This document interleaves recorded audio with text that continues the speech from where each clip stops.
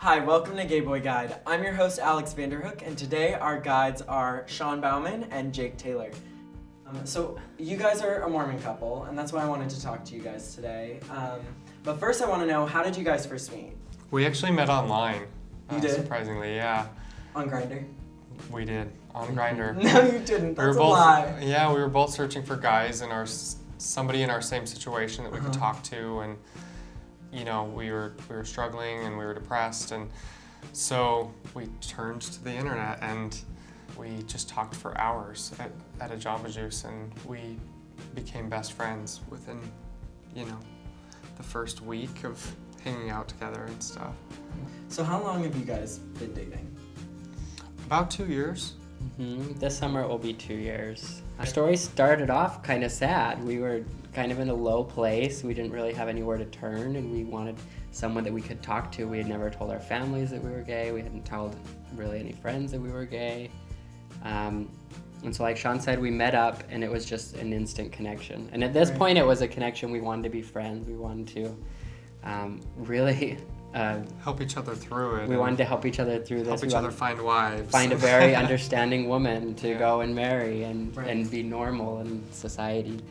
But it didn't happen that way. It was something that was very innocent, very, very pure, like a love that I never felt before. I dated girls and thought that was love, but I was very good friends with them. It was something very complete when I met Sean, and really within the first month we knew that this was something really, really special. Well, and Sean, we were talking earlier, and I remember you saying that Jake was the first guy that you actually felt an emotional connection with. Before you just thought it was a physical attraction that you felt. Yeah, I don't think I would allow myself to feel emotional for guys, and so I always told myself that it was just a sexual attraction for guys, and that I could be emotionally attracted to women, but I couldn't be sexually and physically attracted to women as much as men. And so were there any, you guys had each other, right at the beginning, which is fantastic. But were there any other, external resources that you went to? Because you guys have stayed with the faith. And how have you kind of navigated that kind of, barrier or boundary? Yeah, when I first started understanding the feelings that I was experiencing, I turned to a website called affirmation.org. And that's really where I started to get all my information from. When you still practice your religion, is your church open to you guys coming, or has that been a sort of a difficult, tricky area? We've chosen to stay in the church, one, because I believe in the principles of the gospel, and I feel strongly that I have a testimony of what I grew up believing.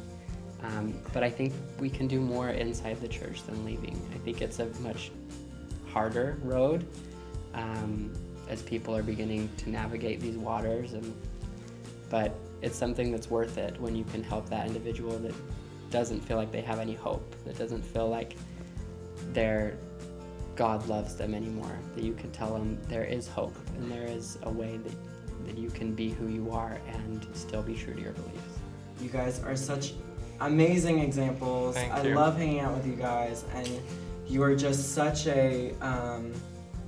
great role models just to be around, and such positive influences. So thank you, and thank you for coming on today. Of course, Thank you. thanks for having us. Of course. If you want to access some of the resources that Sean and Jake mentioned, they'll be in the box below.